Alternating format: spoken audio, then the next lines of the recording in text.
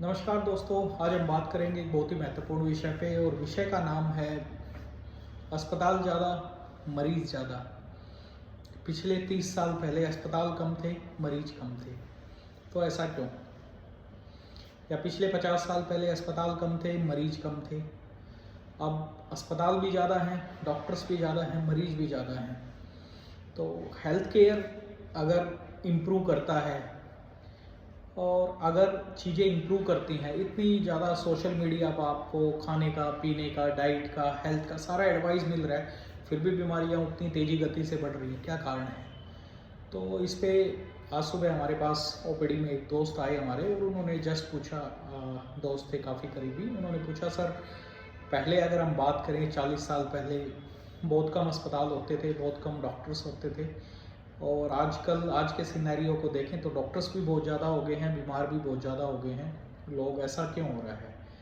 तो अगर हम बात करें पुरानी डाटाज की, स्टैटिस्टिक्स की, अगर हम बात करें 1940s के अराउंड, इंडिपेंडेंस एरा के अराउंड की बात करें, 1950s की बात करें, तो उस टाइम जो एवरेज लाइफ स्पैन था पर्सन का, वो एवरेज लाइफ स्पैन जो देखा गया था वो था अराउंड 42 ईयर्स।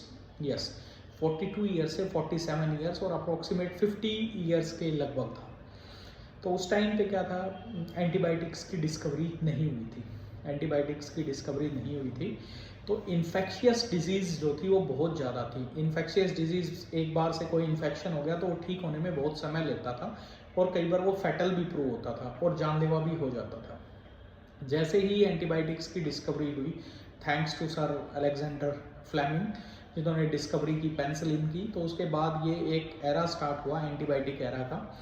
तो ये लगभग कंटिन्यूस 50 साल तक और 70 साल तक बूम रहा है, इसमें 50 साल तक बात कर सकते हैं बूम रहा एंटीबायोटिक्स का। तो उसके बाद सुपर बग और ये चीज़ें आ गई कि एंटीबायोटिक रेजिस्टेंस वाली चीज़ आजकल आपने देखा है, गवर्नमेंट भी उसके काफ़ी उस पर बात कर रही है। दूसरी कंट्रीज़ में तो ये 15-20 साल पहले ही स्टार्ट हो गया था एंटीबायोटिक रेजिस्टेंस की जानकारी जो है। तो अगर हम बात करें तो उस टाइम पे जो डिज़ीज़ थी वो इन्फेक्शियस ज़्यादा थी, मतलब एक डेथ का जो मोस्ट इम्पॉर्टेंट कारण था वो एक इन्फेक्शियस डिजीज़ थी। एक बार इन्फेक्शन हो गया तो वो ठीक होने का नाम नहीं लेता था। तो एवरेज लाइफ स्पैन की हम बात करेंगे कि इंडिविजुअल्स की जो लाइफ थी वो अराउंड 42 टू 47 ईयर्स थी। आप गूगल करके देखिएगा, average life span of A individual around 1950s और अराउंड 1940s और around the era of independence India. तो जो एवरेज लाइफ स्पैन था वो 42-47 ईयर्स, 50 तक मैक्सिमम था। तो एंटीबायोटिक्स आने की वजह से आदमी का जो लाइफ स्पैन था, जो एवरेज लाइफ स्पैन है वो बढ़ गया। तो एवरेज लाइफ स्पैन जो बढ़ा ये पहुंच गया 70-75 तक, 70-75 तक जो लाइफ स्पैन पहुंचा। तो इसके कारण जो थी डीजनरेटिव जॉइंट डिसीज या डीजनरेटिव डिसीज जो थी उसमें ऑर्थो से रिलेटेड आ गई, न्यूरो से रिलेटेड आ गई, या फिर और जो डिजीज़ थी लाइफस्टाइल डिसऑर्डर्स जो थे या फिर मेटाबॉलिक डिसऑर्डर्स जो थे, तो उनका एक एमर्जिंग फिनोमिना बढ़ गया। तो वो चीज़ें ज़्यादा बढ़ गई जो पहले कम मिलती थी। पहले आप देखोगे शुगर, बीपी, हार्ट की ये दिक्कतें कम मिलती थी, एवरेज लाइफ स्पैन कम होता था और लोग ज़्यादा फिजिकली एक्टिव रहते थे। और जैसे जैसे साइंस ने इवोल्यूशन किया, तो साइंस ने हर चीज़ में इवोल्यूशन किया, मेडिकल साइंस में किया, टेक्नोलॉजी में किया, हर चीज़ में, ट्रांसपोर्टेशन में किया। पहले गाड़ियाँ हो गई, सारी चीज़ें बढ़ती हुई चलेगी, तो आदमी जो है लाइफस्टाइल सेडेंट्री होगी, सेडेंट्री लाइफस्टाइल होगी तो लाइफस्टाइल डिसऑर्डर्स डेवलप हो गए। एक LSD करके टर्म आई, लाइफस्टाइल डिसऑर्डर्स। तो वो ऐसे डिसऑर्डर जो लाइफस्टाइल की वजह से ही आदमी में पाए जाते हैं, तो ऐसी चीज़ें भी होगी। तो उसमें मोस्टली क्या रहा, तो ये लाइफ स्पैन बढ़ गया तो उससे संबंधित बीमारियाँ ज़्यादा होगी, बर्डन ज़्यादा हुआ। तो धीरे धीरे मेडिकल साइंस ने भी इम्प्रूव किया, डॉक्टर्स की संख्या भी बढ़ गई, तो डॉक्टर्स की संख्या बढ़ी तो पेशेंट्स भी ज़्यादा बढ़ने लगे, क्योंकि लाइफस्टाइल डिसऑर्डर्स बढ़े तो रिक्वायरमेंट भी फिर ज़्यादा बढ़ने लगी। तो ये चीज़ें इस वजह से धीरे धीरे करके डेवलप हुई, क्योंकि एवरेज लाइफ स्पैन जो पहले अराउंड 42-47 ईयर्स था वो आज के दिन 60+, 65+ हो गया एवरेज लाइफ स्पैन। हम इंडिविजुअल की 1-2 की बात नहीं करें, लेकिन पिछले 5 और 10 साल में ये डाटा काफ़ी पिछले 5 साल में ही बात करें तो जो कार्डियक डिजीज़ हैं वो ज़्यादा एमर्जेस करके आई हैं। सडन डेथ्स का जो फिनोमिना है वो काफ़ी बढ़ गया है। आए दिन आप देखते हो यंग इंडिविजुअल है एकदम हार्ट अटैक से, कार्डियक अरेस्ट से, हार्ट अटैक तो नहीं बोलेंगे, कार्डियक अरेस्ट जो है that is more refined term और बेटर अप्रोप्रिएट टर्म है जो, लेकिन ज़्यादातर सुनने में न्यूज़ मीडिया, प्रिंट मीडिया सब लिखते हैं हार्ट अटैक से जान गई। वो हार्ट अटैक से इमीडिएटली नहीं जाती, वो जान जो जा रही है वो एकदम से कार्डियक अरेस्ट से जा रही है। उसमें ब्लॉकेज एक कारण हो सकता है, हार्ट की जो प्रॉब्लम्स है वो ज़्यादा एमर्जेस करके इस इंडिविजुअल में आई हैं और वो 10 साल पहले हो गई हैं। 10 साल पहले मतलब जो पहले 50 के बाद की जो बीमारियां थी वो आजकल आपको मिलती हैं सिर्फ 40s में, 30s में हार्ट अटैक आने स्टार्ट हो गए हैं। तो ये जो है एवोल्यूशन के हिसाब से ये चीज़ें कई बार चेंज होती रहती हैं। जैसे जैसे इवोल्यूशन होती है तो कहीं ना कहीं एक डिमार्केशन ज़रूर बनती है कि 2020 के बाद ऐसा होना स्टार्ट हो गया। 2020 के बाद ये सडन डेथ्स, कार्डियक अरेस्ट के जो चीज़ें हैं वो इंक्रीज होगी। Even though person is looks to be healthy दिखता है, सारी चीज़ें ठीक हैं, स्मोकिंग नहीं है, अल्कोहल नहीं है, तो ये चीज़ें हैं। तो जैसे जैसे साइंस ने डेवलप किया और पाया तो हो सकता है आने वाले 5-10 साल में इन चीज़ों का पता लगाया जा सके।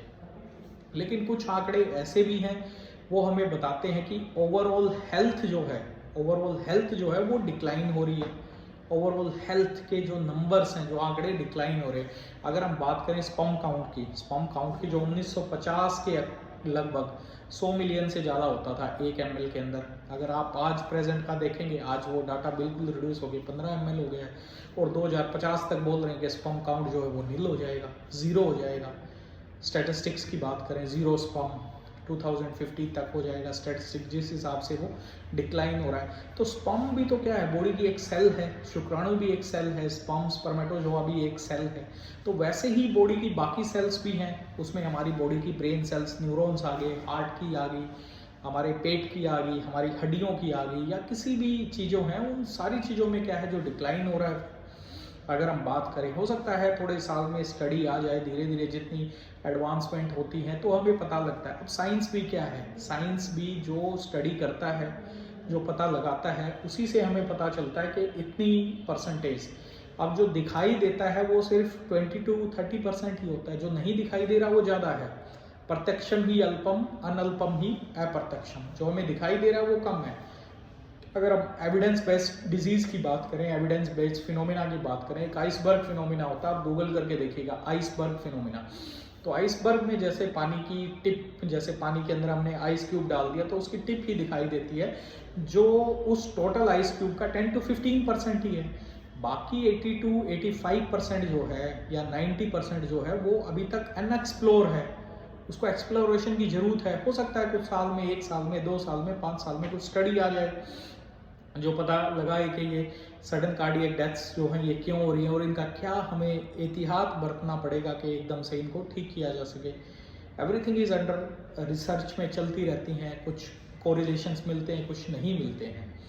तो बेसिकली साइंस भी इवॉल्विंग फील्ड है, every time it is a changing field है, एवरी टाइम न्यू डिस्कवरीज होती हैं। तो उसी वजह से तो मेन रीज़न क्या है, पेशेंट्स की जो संख्या बढ़ी है, एक तो लाइफ स्पैन इंक्रीज हुआ है, average life span, second sedentary lifestyle, third lifestyle disorders जो हैं वो एमर्जेस हुए हैं, मेटाबॉलिक सिंड्रोम्स जो हैं वो एमर्जेस हुए हैं, और ये सारा ओवरऑल हेल्थ जो है हमारी ब्रेन की, हार्ट की, बोन्स की, वो सारी चीज़ें थोड़ी थोड़ी धीरे करके कॉम्प्रोमाइज़ हुए हैं। तो इसमें सेडेंट्री लाइफस्टाइल वो मोस्ट इंपॉर्टेंट एक फैक्टर्स है, वो चाहे अब चाइल्डहुड लेवल पे हो, अडल्ट लेवल पे हो या फिर ओल्ड एज लेवल पे हो। तो प्रॉब्लम कहाँ आती है, जब आदमी यंग इंडिविजुअल होता है तो चीज़ें मैनेज हो जाती हैं 30-50 ईयर्स में, लेकिन 50 ईयर्स के बाद चीज़ें मैनेज नहीं होती, डिफ़िकल्टीज आती हैं। तो और वो एमर्जेस हो जाती हैं, फिर रेगुलर आपकी मेडिसिन पे आप शिफ्ट हो जाते हो, क्योंकि एक्सरसाइज और ये चीज़ें नहीं हो पाती हैं तो आपको मेडिसिन का सहारा लेना पड़ता है तो आपकी लाइफ को कंटिन्यू करने के लिए। So this is the fact and evidence based we have discussed. So अगर किसी भी प्रकार की हेल्थ जानकारी या किसी भी चीज़ से आप जुड़ना चाहते हैं तो you can drop a message और you can connect with us so that we can help you. Thank you very much. Keep connected with doctor Satyendra Tanwar for health updates. Thank you.